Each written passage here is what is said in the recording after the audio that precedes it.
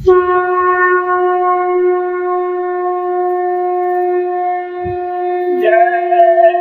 गुरुदेव, जय गुरुदेव। राम रहीम और कृष्ण मुरारी सबके सब थे शाकाहारी। रहम करो रहमान मिलेंगे, दया करो भगवान मिलेंगे।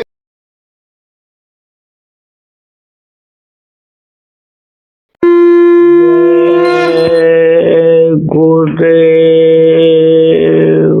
मिलता है सच्चा सुख केवल गुरुदेव तुम्हारे चरणों में, भगवान तुम्हारे चरणों में।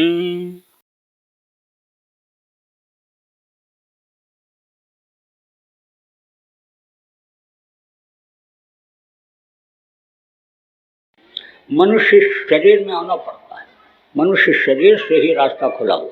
संतों की दया हो जाए किसी भी जीव पर, पेड़ पर, पौधे पर, तो नियम है कि जो जड़ होगा, पेड़ होगा, एक जगह से दूसरी जगह आ जा नहीं सकता है, उसको आप यह समझो कि दूसरे चेतन में जाना पड़ेगा।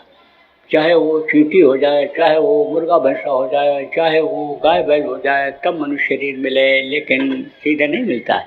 लेकिन संतों की जब दया हो जाती है, सीधे मनुष्य शरीर दिला दिया करते हैं। पावर तो बहुत होता है। तो आप समझो रानी इंदुमती को तब पता चला कि ये हमारी मदद की और ये तो पूरे हैं, ऐसे बाहर से हाड़ मांस के शरीर में नहीं पता चलता। देखो यह भी देखा गया कि एक समय पर एक ही प्रकट संत रहे, गुप्त संत और प्रकट संत होते। जो सतलोक, जैसे हमने कहा, सालोकवासी हो जाते हैं। जो जीवात्मा सतलोक पहुंच गई, संत की पावर उनमें भी आ जाती है, लेकिन काम जिसको आदेश होता है वही करते हैं। और वो जो पहुंच जाते हैं सो नहीं करते हैं। वो शक्ति जो उनके अंदर आती है, उसको अगर वो खर्च कर दें, शो कर दें, जीवों के भला के लिए खर्च करने लग जाएं, तो वो भी ऐसे हो जाएंगे जैसे साधारण मनुष्य होता है। सीमित शक्ति मिलती है उनको, जानकारी तो होती है, लेकिन आप ये समझो कि काम नहीं करते हैं। वो जीवों का किसी का काम नहीं करते हैं, चुपचाप अपना लगन में लगे रहते हैं, लगाए रहते हैं। आप समझो कि उसको बचाए रहते हैं कि हमको आनंद लेने में, आने जाने में ऊपर दिक्कत ना हो।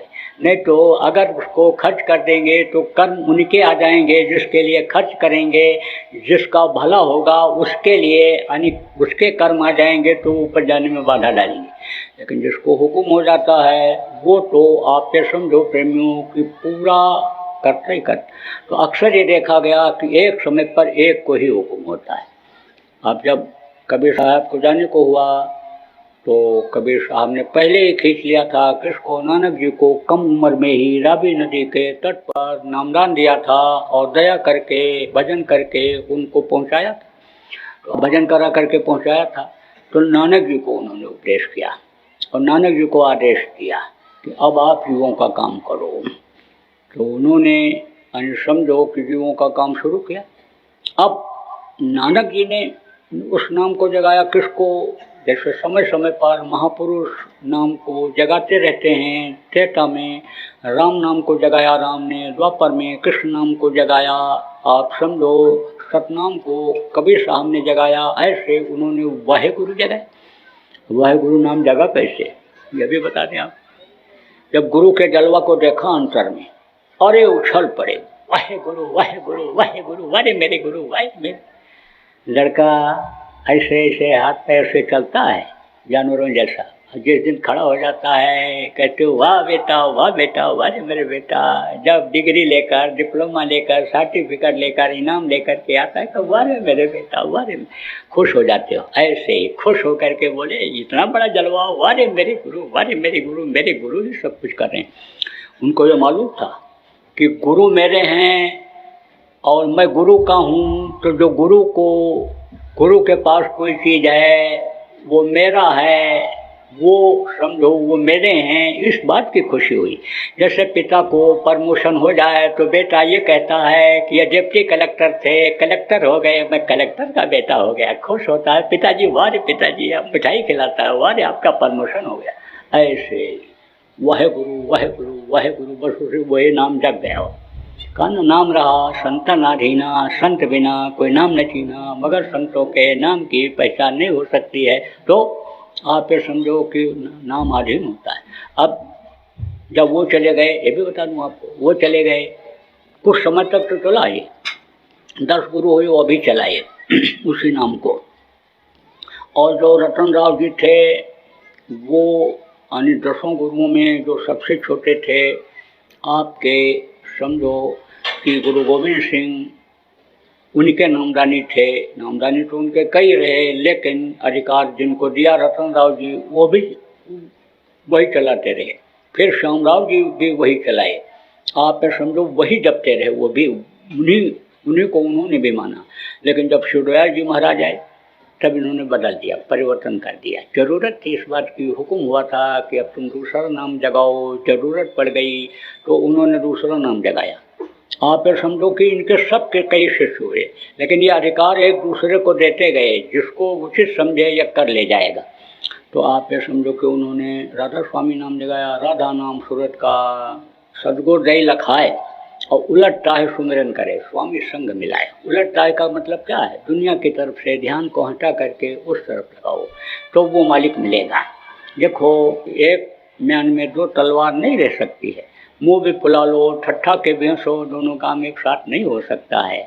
इसलिए उन्होंने कहा कि दुनिया की तरफ से ध्यान को हटाओ और ऊपर की तरफ ले जाओ, उधर, तो यानी स्वामी का दर्शन हो जाएगा। इसी सूरत को जो इस जीवात्मा, यही जीवात्मा जो शरीर के यानी इधर अंगों की तरफ मन के साथ लगी हुई है, मन को इधर से रोको, शरीर की शक्ति को खींचो, दोनों आँखों के बीच में लाओ और फिर उधर चलो, तब वो शक्ति ये जीवात्मा शब्द को पकड़ेगी, पकड़ करके और फिर स्वामी संग मिला, स्वामी से मिला देगी।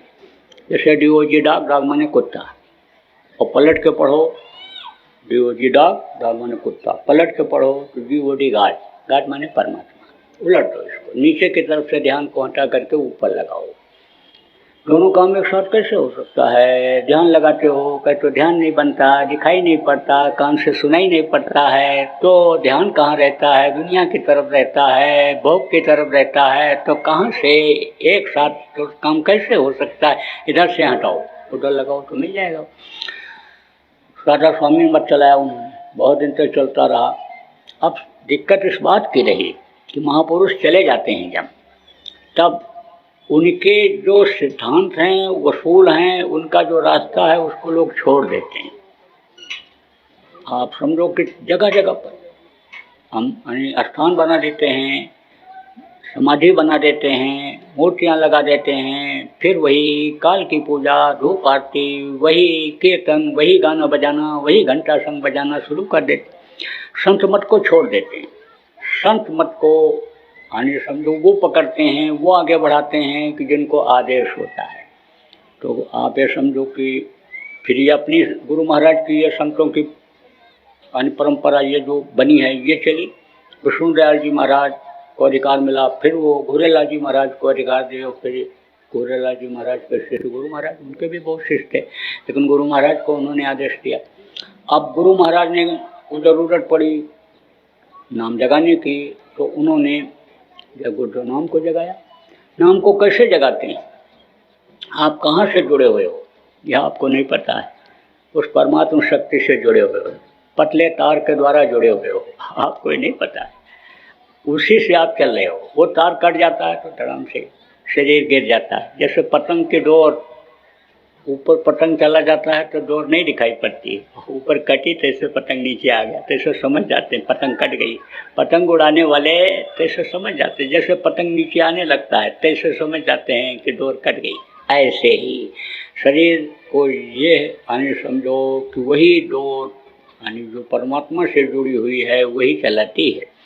तो जब ज़रूरत होती है तो संत जो होते हैं, आप ये समझो कि नाम को उस मालिक से जोड़ देते हैं। और उस नाम से उस समय पर जब पुकारते हैं तब वो मदद करता है। देखो, वक्त के नाम की ज़रूरत होती है और वक्त के नाम से ही काम होता है। और समय के, वक्त के, जिनको कहा गया, यानी डॉक्टर से ही इलाज होता है, मास्टर से ही शिक्षा मिलती है। वक्त के जो सद्गुरु होते हैं, जो संत होते हैं, उन्हीं से जीवात्माओं का उद्धार हो सकता है, ऐसे नहीं हो सकता। यह सिद्धांत है, तो सिद्धांत के खिलाफ कैसे कोई काम हो सकता है।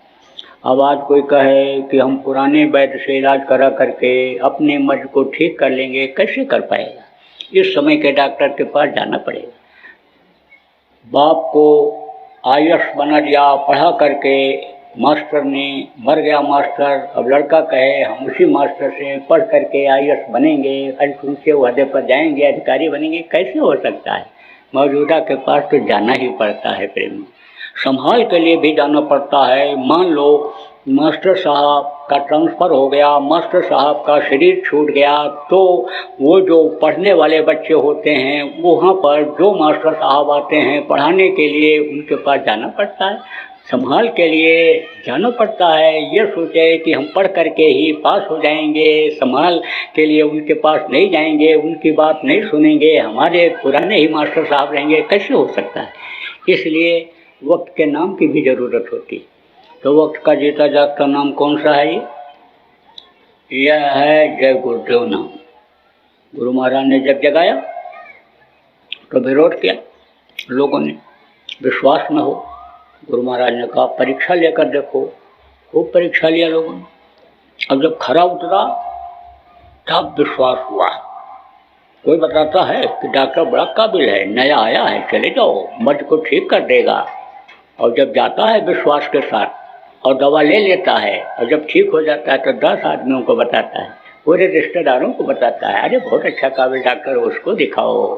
तो अब आप ये समझो प्रेमियों कि यानी गुरु महाराज के इस जय गुरुदेव नाम की खूब लोगों ने परीक्षा लिया। आपको पुराने लोग इसमें मिल जाएंगे, न विश्वास हो पूछ लेना, कुछ न कुछ दया चमत्कार जय गुरुदेव नाम का सब लोगों को मिला ही होगा। और पहले के जो पुराने होंगे उनको ज़्यादा। अब आप जो नए लोग आए हो, कैसे विश्वास करोगे? आप ही परीक्षा लेकर देख लो।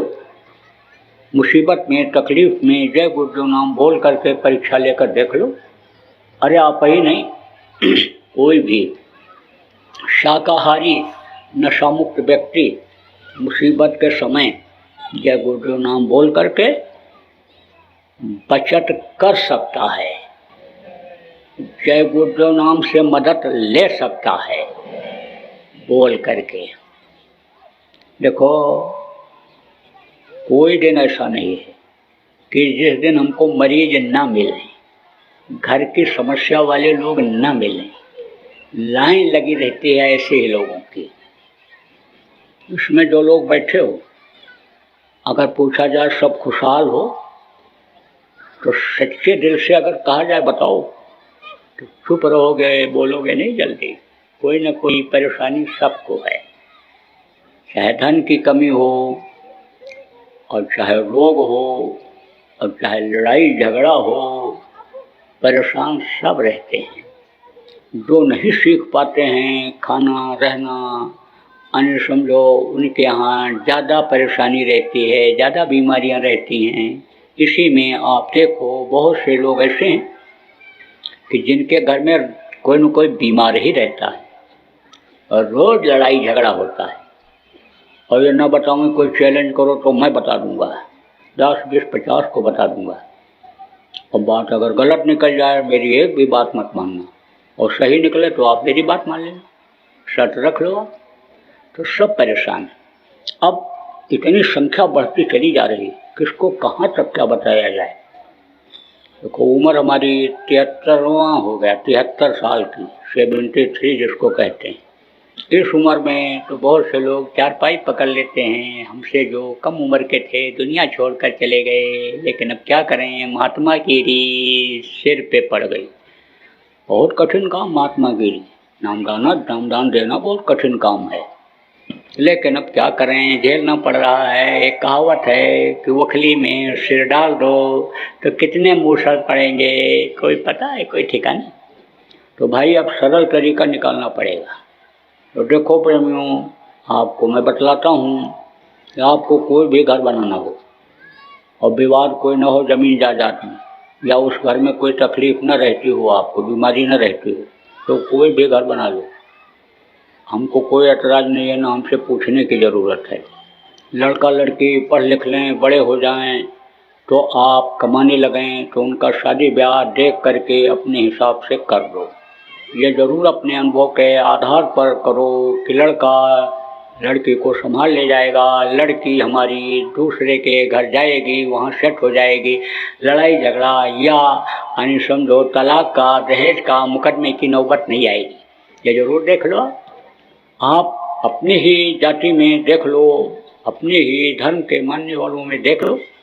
कहते हैं पहले पढ़ाई और फिर उसके बाद में यानी कमाई और तब उसके बाद में सगाई।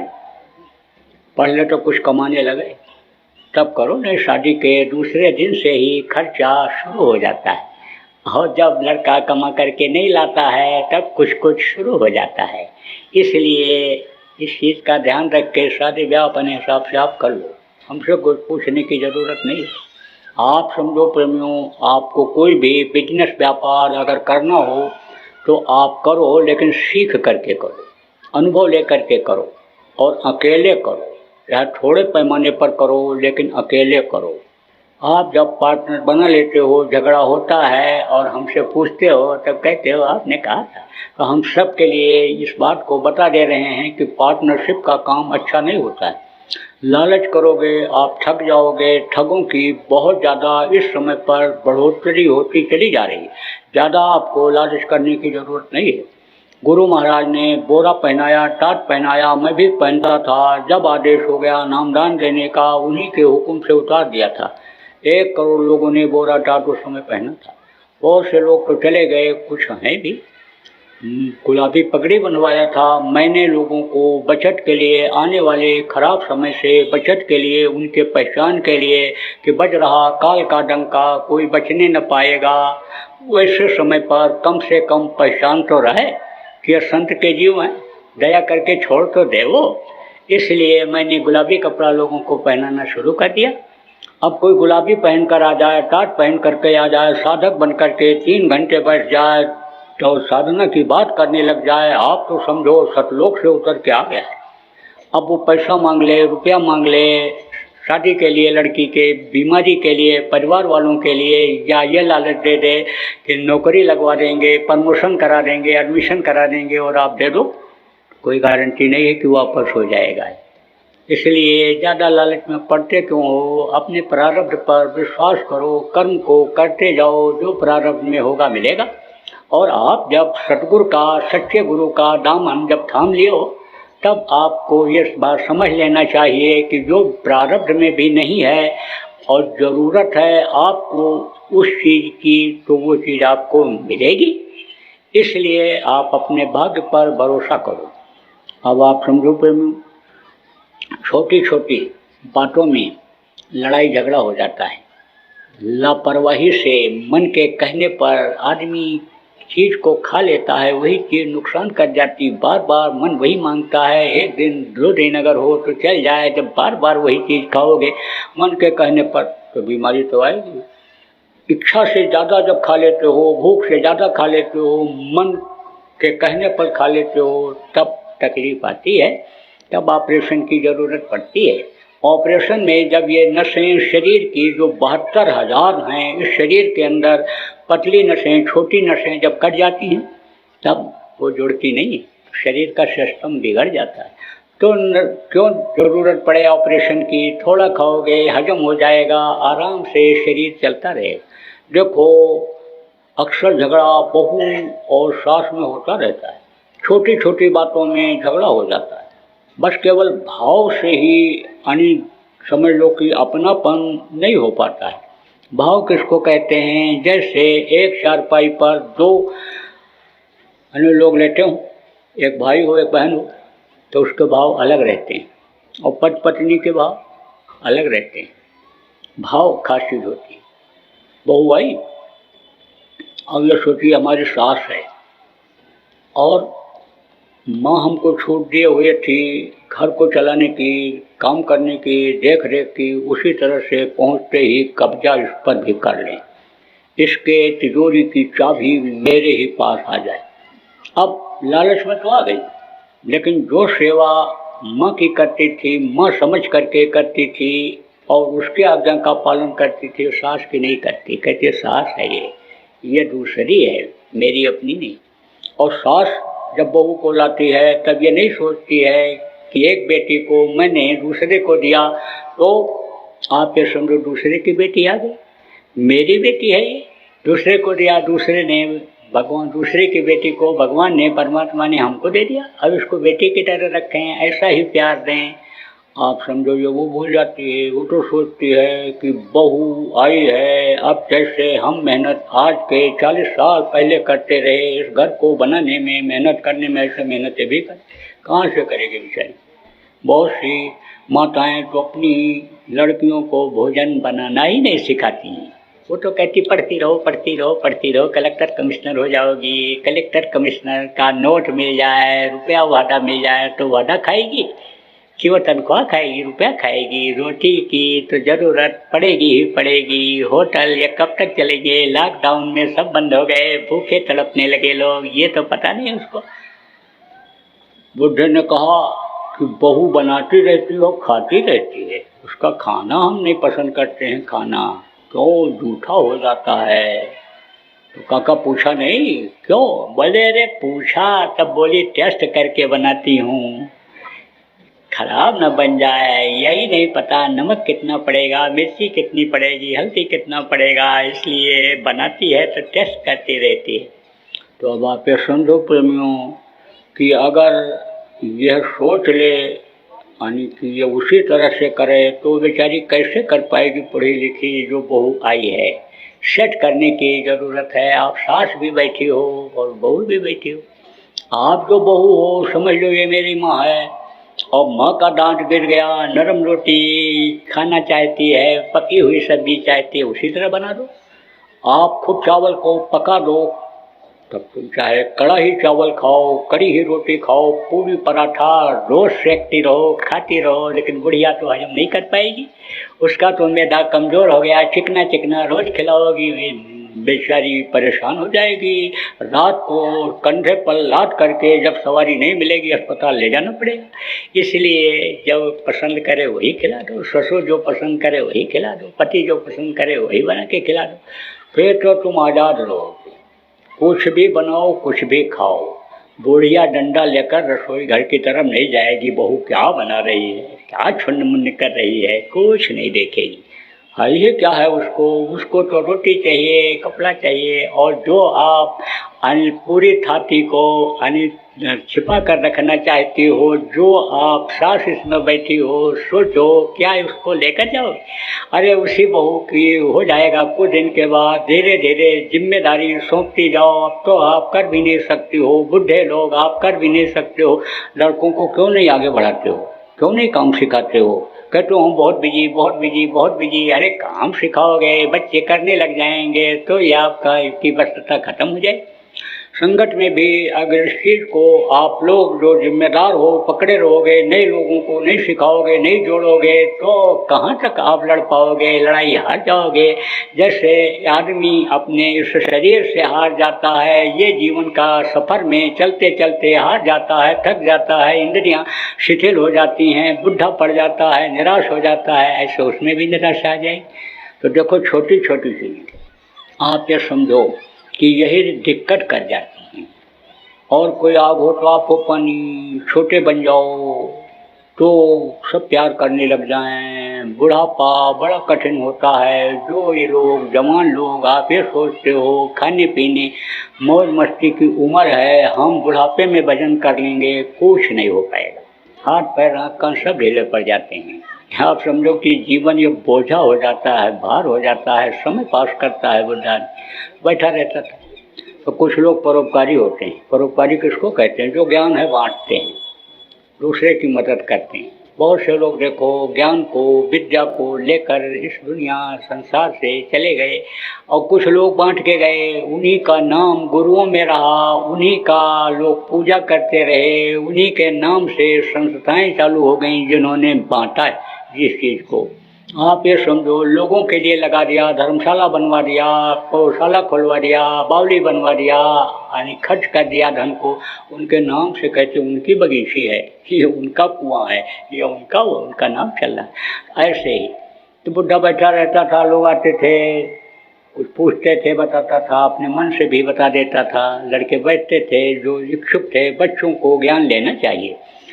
ज्ञान आप समझो कि आखिरी दम तक रखना चाहिए आदमी को। ये ज्ञान आदमी के काम आ जाता है।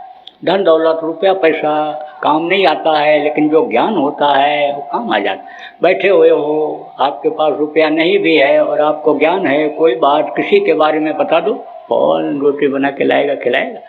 तो ज्ञान लेना चाहिए। बैठे तो बैठा हुआ था तो लड़के आए, बोले बाबा सुनाओ। नहीं बोला कुछ, तबीयत नरम थी, इच्छा नहीं होती तबीयत नरम रहने पर, कुछ अच्छा नहीं लगता है। अभी कह दिया जाए भूखे रहोगे लेकिन भगवान साथ रहेंगे, कहोगे कह दो पहले पेट भर दें तो भगवान भी अच्छे लगेंगे। बीमार हो जाओ, उठ बैठ न पाओ, कहा जाए भगवान आपका पंखा जलेंगे। तो जो मांस मछली खाए हो, जिनके अंदर गंदगी है, वो तो कहोगे हमको भगवान नहीं चाहिए। हम बीमार रहकर भगवान क्या करेंगे, भूखा रहकर भगवान क्या करेंगे, हमारा अपमान हो जाएगा तो हम भगवान क्या करें। और जिनके अंदर थोड़ा ठीक ठाक है, ज़्यादा गंदगी नहीं है, वो कहोगे भगवान से कह दो हम स्वस्थ हो जाएं, हमको इज्जत के साथ रखें। एक गिलास में दूध भर दो, एक गिलास में पानी, एक गिलास में खून, और तीनों में एक एक रुपये का सिक्का डालो, तो पानी वाले में से पानी निकलेगा, दूध वाले में से दूध निकलेगा, खून वाले में से खून निकलेगा। तब वो जगह बनाएगा तो निकलेगा। ऐसे बात जब इनसे कहोगे, जिससे कहोगे उसी तरह का वो जवाब देगा। तो कहने का मतलब यह है कि ये चीज़ें भी होना जरूरी है, सम्मान भी जरूरी है और धनवान होना भी जरूरी है। काम चलाने के लिए ये जरूर है कि साईं इतना दीजिए, जामे कुटुंब समाए, मैं भी भूखा न रहूँ, सब न भूखा, तो वो भी जरूरी है। तो कैसे होगा, जब मेहनत और ईमानदारी की कमाई करोगे तब धन की कमी नहीं होगी। तो बुढ़ा के पास आए लड़के, बोले बाबा बताओ। नहीं बोला। फिर बोला आज ये नहीं बोल रहे हैं, डर गए हैं। तब बुढ़ा बोला हम डरते किसी को नहीं, हम पाप से डरते हैं, भगवान से डरते हैं, हम किसी से नहीं डरते हैं। अरे डर कैसे नहीं गए, वो देखो सरपंच साहब के पास, भैया साहब के पास, हो बाबू साहब हैं, उनके पास बंदूक है, कई नाम है उनका, बहुत तरह से उनको लोग पुकारते हैं, उनके पास बंदूक है और वो तुमको गोली मार देंगे। तो उनके पास 2 नली की है और मेरे पास 10 नली की बंदूक है। काका 10 नली की बंदूक न सुना न देखा, 10 नली की बंदूक कैसी होती है? होती है, हमेशा साथ रखता हूँ। साथ रखते हो, खाली धोती पहने बैठे हो, बनियान भी नहीं, कुर्ता भी नहीं, रखे कहाँ? रखता हूँ, हमेशा साथ रखता हूँ। तो दिखा दो काका, कहाँ रखे हो, कौन सी है 10 नली की बंदूक? ऐसे नहीं दिखाता हूँ, मौका आता है तो दिखाता हूँ। अब लड़कों की इच्छा बढ़ गई, कहाँ रखे हैं, कौन सी बंदूक है वो 10 नली की? पैर दबाने लगे, कोई दाढ़ी में हाथ लगाने लगा, काका बता दो, बाबा बता दो, बता दो, बता दो, दादा बता दो। तो बोले अच्छा देख, ये है बंदूक, 1 नली, 2 नली, 3 नली, 4 नली और 5 नली। ये 5 नली है और 5 नली है। 10 नली जब दिखाता हूँ ऐसे ऐसे जिसको भी दिखा देता हूँ वही से झुका देता है। तो छोटे बन जाओ तो सब प्यार करने लग जाएं।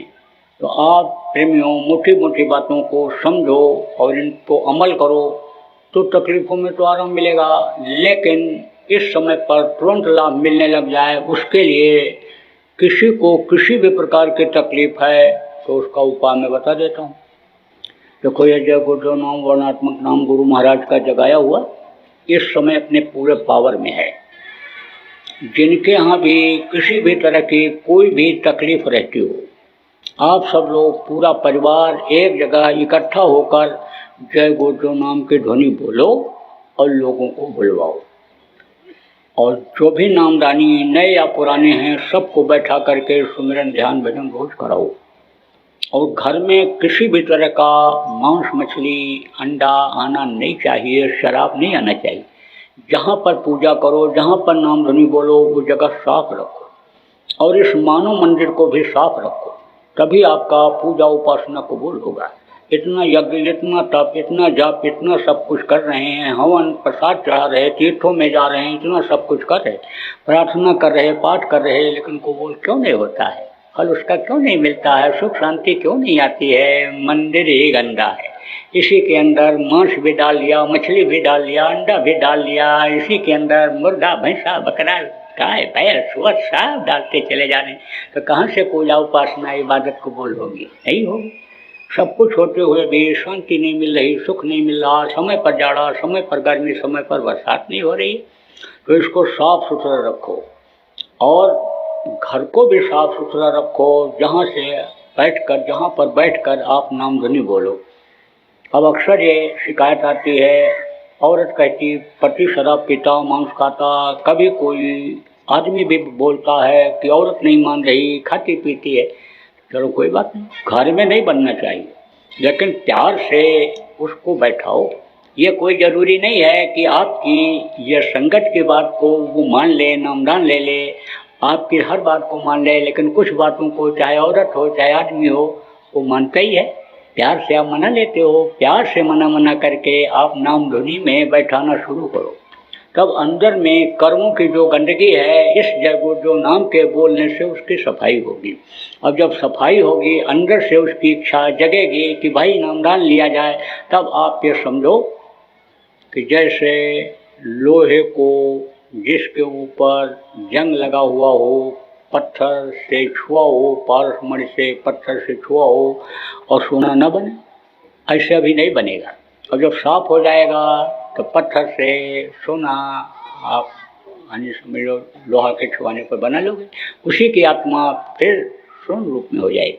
जब तक इस तीसरे तिल पर रहती है, आप ये समझो प्रेमियों कि ये यानी एक तरह से लोहे के घेरे में रहती है। लोहा रहता है, इसका लोहा की उतनी कीमत नहीं होती है। जब ये सहस्रदल कमल में पहुंचती है तब इसकी कीमत पीतल की तरह से हो जाती। फिर उसके बाद में आगे त्रिकुटी से आगे जाती है, तब इसकी त्रिकुटी में जब ये रहती है तब इसकी कीमत यानी समझो तांबे की तरह, तांबा कीमती होता है। और जब ये उधर की यात्रा कर लेती है, सतलोक पहुंच जाती है, तो सोने जैसी इसकी कीमत हो जाती है, तब इसकी भी कीमत हो जाएगी, जीवात्मा की कीमत हो जाएगी, पुरुष के भी जीवात्मा की कीमत हो जाएगी। जीवात्मा की कीमत को समझा कहाँ आपने? ये तो बड़े बड़े देवी देवताओं को बना सकती है, अंडपिंड ब्रह्मांड जिसको कहते हैं वो बना सकती है। ये तो परमात्मा की अंश जीवात्मा है।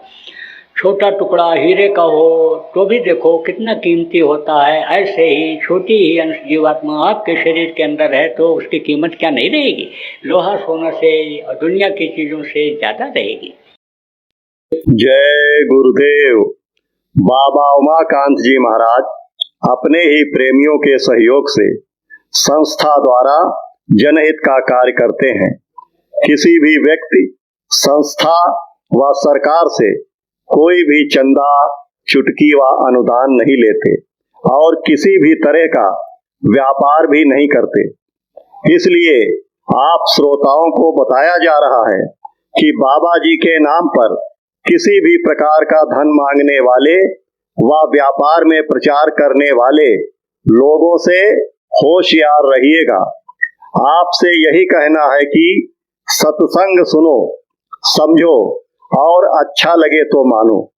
आने वाली बीमारी तकलीफों से बचने के लिए कुदरत व सरकारी नियम का पालन करो।